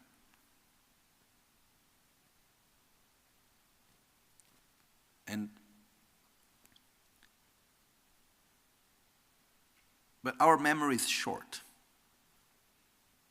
And very often we just get completely taken by the moment, and we just want to enjoy the present moment. And we take for granted what we have. That's another aspect. So the conditions that we have in this life, we have seen clearly. Are they common or are they rare? They are extremely rare. And why are they so precious? Because if we use correctly these conditions, one, by using these conditions correctly, it will allow us to keep the conditions from life to life, during this life and afterwards. Second, if we really use these conditions well, it will help us to change at a deeper level in our mind, our habits, our behaviors, changing our mind in a deeper state that we will bring this from life to life. This reminds me of one famous book in the West, which is the autobiography of a yogi. And there is a part in the book in which his brother says to him, of Yogananda, his brother says to him, you appear like being like a special, spiritual, realized being, but this is only because you are with wonderful conditions. Let's see what happens to you if you are in the most difficult situation. So they say, okay, so his brother, Yogananda, is left in the middle of nowhere in India, without money, without contact, without knowing anyone. He's completely left like in a very difficult situation. And what happens? He starts meeting people that are taking care of him. Everything goes in the most wonderful way as possible. All the conditions appear. And finally, everything goes positive. When a person has a certain level of positive energy and a certain level of consciousness in a deeper way, it doesn't matter where this person will be, will always find the good way. So we have now the opportunity to take care of what continues from life to life. We have no control of what happens in our lives, truly, externally. But we have control of how we train our mind. What do we become? One time a friend said, when I met Lama Ganchen, I had become who I wanted to become as a grown-up. I was famous, I had a lot of success in my career, I had a lot of money, beauty, everything that I wanted I gained. But with him I learned who I wanted to become when I die. And that's what I'm working for now. So, how do we use these conditions? Because it's not obvious. The truth is that the conditions we have are not at all obvious.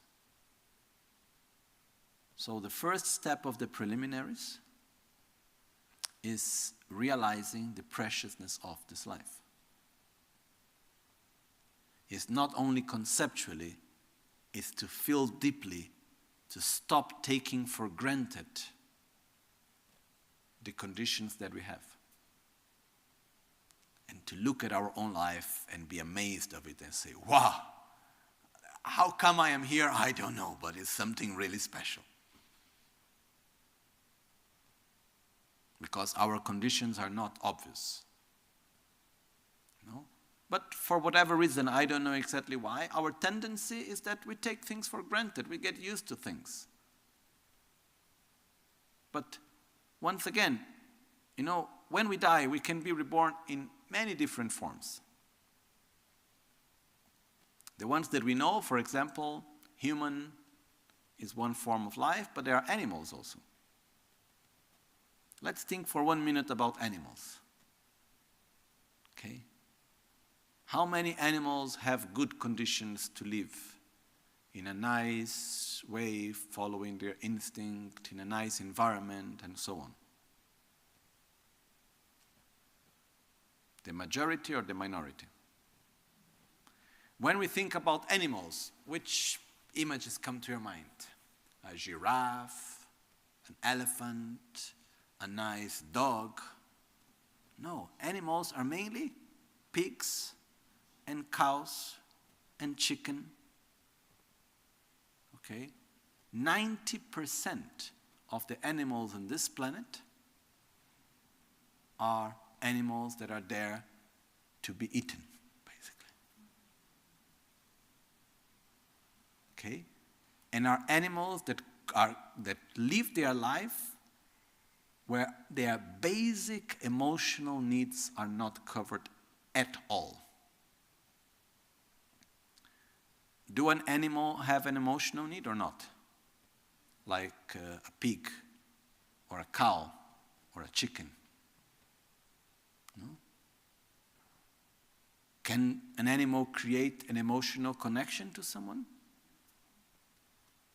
Can an animal feel sad or miss someone? Do they have their own social way of relating? Do they have their basic needs or not? No. New Zealand was one of the first countries in the world to put in their constitution the emotional rights of animals. Because we have this idea that if an animal gets food and it's taking care of their disease, their needs are taken care. But that's not true. We'll also have emotional needs. And most of the animals of this world, it's beyond words. Okay? So, let's say we die and we are possibly to be reborn as an animal.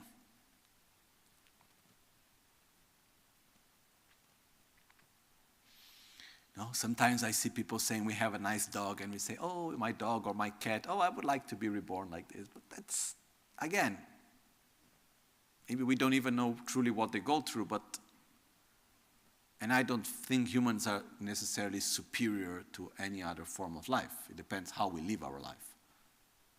And even in Buddhist texts, it's saying that it's possible to develop bodhichitta in the animal realm also. It's not something only for humans. But the probabilities of being reborn with good conditions are really low. And when we look in our human realm, it's also very difficult. Stop for a moment and think, okay, let's say I die now. I can choose where to be reborn. It's not an easy choice. How can we assure ourselves to get these three conditions again? And on this top of the three conditions, we can add having a healthy body, being in a context in which we can receive the teachings of Dharma, which is part of one of the three conditions. You know, when we look at all of this being a place where there is no war and so on, it's not so obvious to find the right conditions. So, what we have now, we should not take it for granted. That's my main point. Is when we see this life and we see the conditions that we have, wow, it's special, it's precious. I cannot take it for granted at all. And what is this life made of? Experiences, moments, days, weeks, months, years, which are made of every moment. So I cannot take for granted every moment that I go through. I cannot take for granted every experience that I have. Because every moment that I am going through, every experience that I'm having, it's an opportunity that I have to use this life meaningfully, which means to transform our mind and our behavior, our habits in a positive way, which is what we can take with us from life to life. So when we talk about first training the preliminaries, first step, recognize the preciousness of this life. Rejoice about it. Feel the joy, saying, wow, how fortunate I am. And there is one thing that comes together with it. I truly do not believe that any one of us is better than others. We simply have better conditions.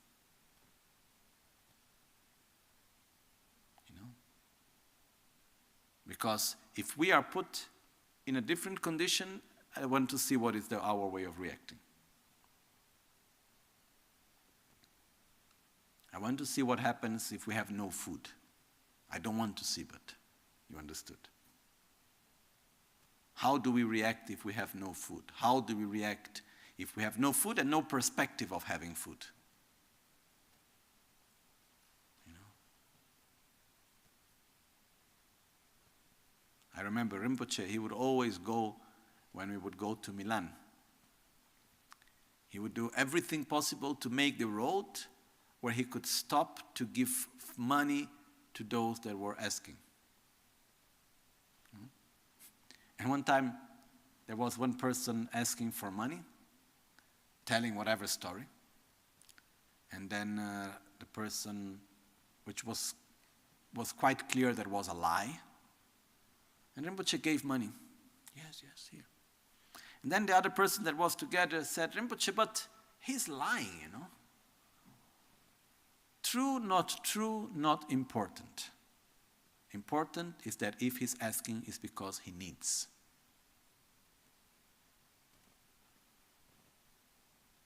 And why we give? Because there is need.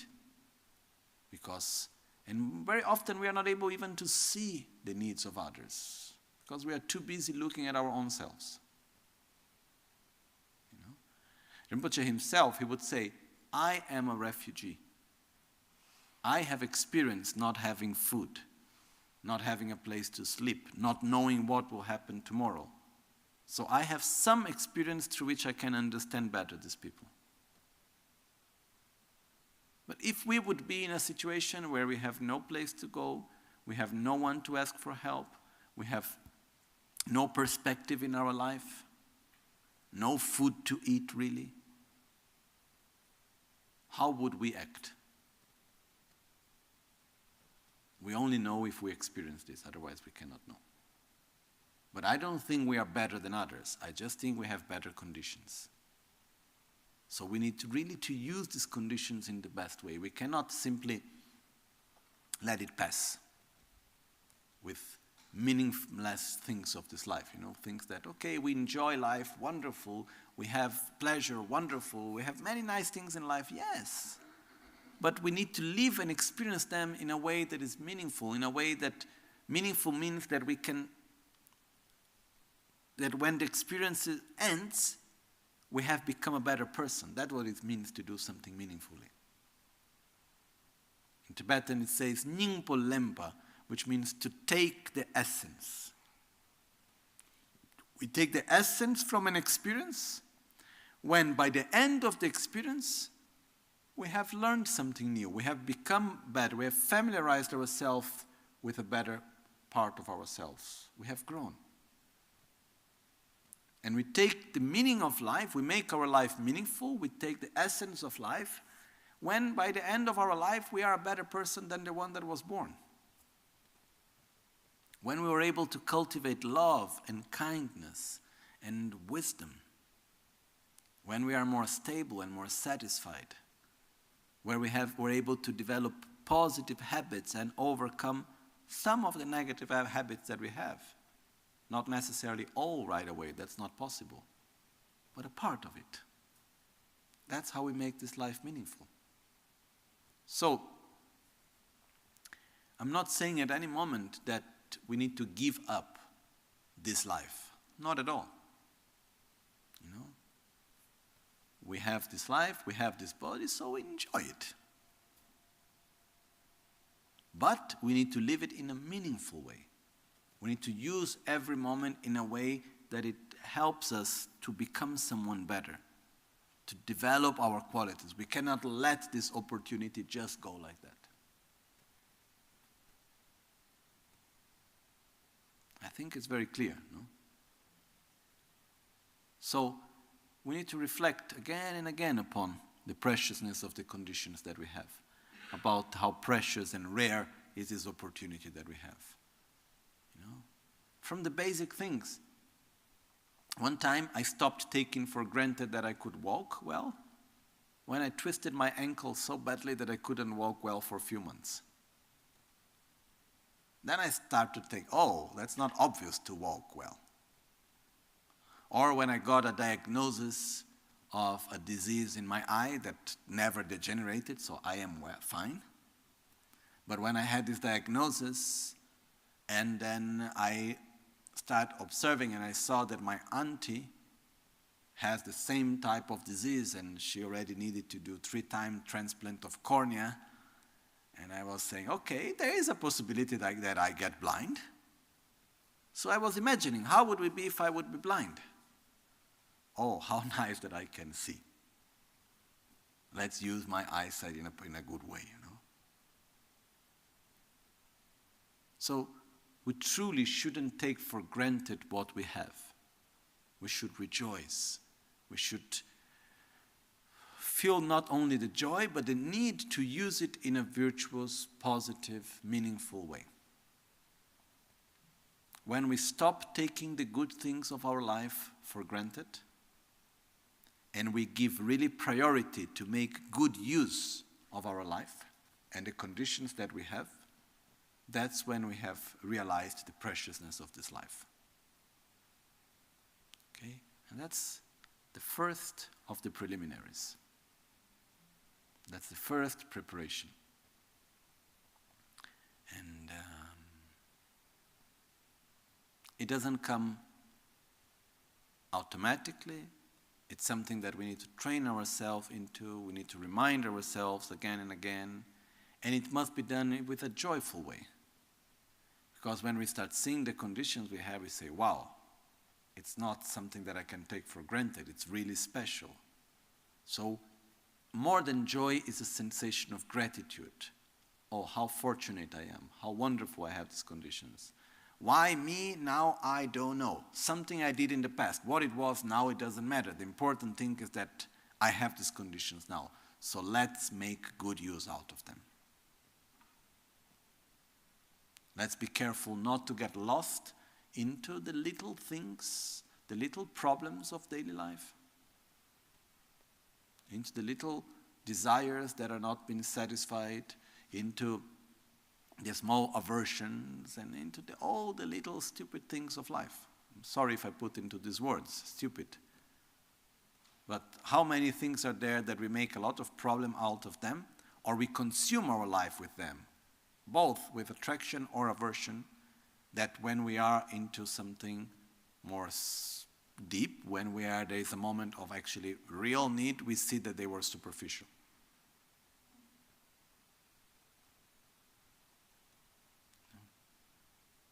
Once I heard someone saying, one of the qualities of death is that death changes the priority in our life.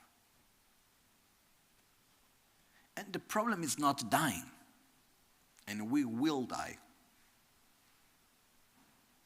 To die, it's not a problem at all. That's the next subject of tomorrow, but dying is not a problem. The problem is not using this opportunity in a meaningful way. Not using the conditions that we have in a meaningful way.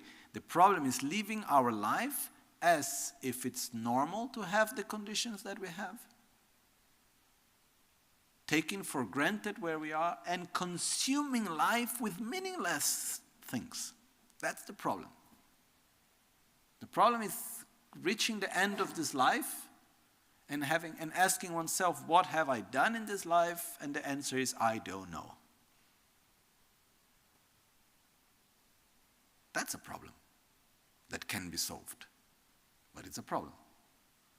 The problem is 1 year after the other passing. And what have I cultivated in this last year? 2020, it's almost finished. What have I cultivated? Anger, jealousy, joy, satisfaction, concentration, peace. What have I cultivated? How did I use these 365 days?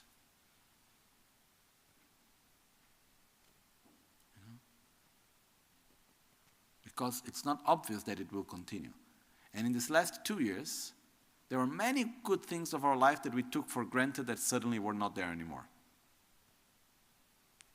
Our most beloved Guru passed away, and we used to take for granted that Rinpoche was physically there with us. We took for granted that we could travel to where we wanted, when we wanted, and suddenly it's not possible anymore. We used to take for granted that we could hug each other, and then suddenly we cannot do anymore. I make a lot of effort. Because for me, the natural way is whenever I meet someone to hug them. Even if it's the first time I meet them. Independent of the context. And now these days I make a lot of effort not to do it. Then many things we took for granted and suddenly they were not there anymore. And many others change constantly. So we shouldn't take for granted the things that we have, but instead we should use them in a good way. Because again, dying is not an issue. It's not a problem. The problem is not living our lives in a grateful, meaningful way. Not taking the essence out of this life. Okay. And we have the opportunity to do it, so let's rejoice about it and let's make it happen. And we have a powerful tool here to do it. That's the most incredible thing. That Lojong is a tool that will help us to make this life meaningful, to make a good use of these conditions. But if we do not feel this urge, if we do not feel this need to live this life meaningfully, to make a good use of this life, this opportunity we have, we can learn all the incredible techniques of Lojong and everything else, but finally we will be distracted by simple little things of this life. And life will pass by. Oh yes, it will be so important to meditate on Tonglen and to exchange self with others and to reflect upon the correct view of reality. Oh, but now I don't have time. Why? Oh, because I need to discuss about this issue with that person and because of this and that. And we have so many things. We're always busy with something.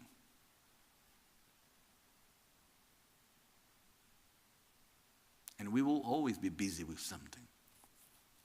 The important thing is how we are busy. How do we live these things? How do we experience? We should not let one day pass, taking for granted what we have. Truly. And stop by that putting our energy into things that brings no benefit.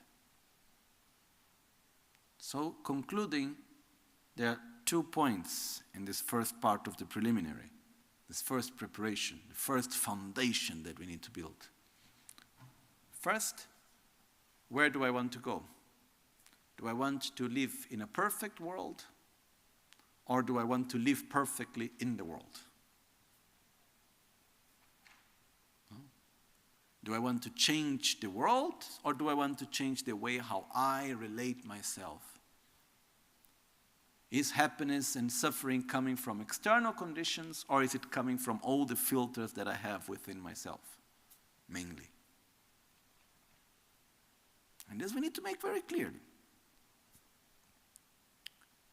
Second, look clearly at the opportunities that you have, at the conditions that you have, physically, materially, spiritually. And we can see that it's not something obvious. It's not something that most people have. And it's very difficult to get. Buddha Shakyamuni described having the correct conditions to practice the Dharma as we do have as difficult to get as the probability of one turtle. He gave the following example. Imagine a turtle that lives deep down in the ocean. And this turtle needs to come up to catch air every 100 years. And the turtle is blind and deaf. Okay. Then on the top of the ocean, there is a golden,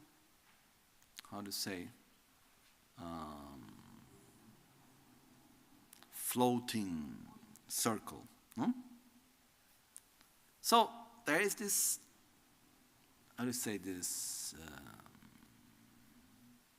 doesn't come the word anyhow, this floating golden circle that is there freely going through the ocean, taken by the currents and the wind, going to all the directions freely. What is the probability that the turtle puts the head inside the circle?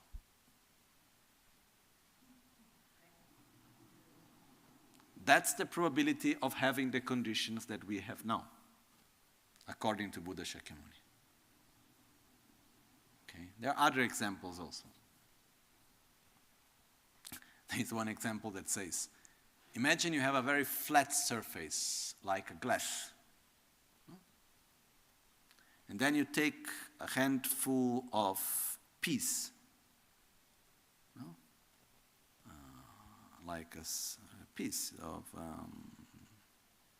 piselli, and you throw on the glass. You continue throwing. What's the probability of one of these to get there and remain in the glass? Almost nil. Okay? So it's giving, Buddha gave many examples of how difficult it is to have the conditions that we have. And if we look clearly, what is the percentage in this existence that we live, in this world that we can see, of beings that have these conditions that we have? Between us human beings, it's already very few. And if we add up all the animals and insects and everyone else, having these conditions that we have, which is 3 conditions: having the minimum material, someone that guides us correctly, and the wish to follow this path.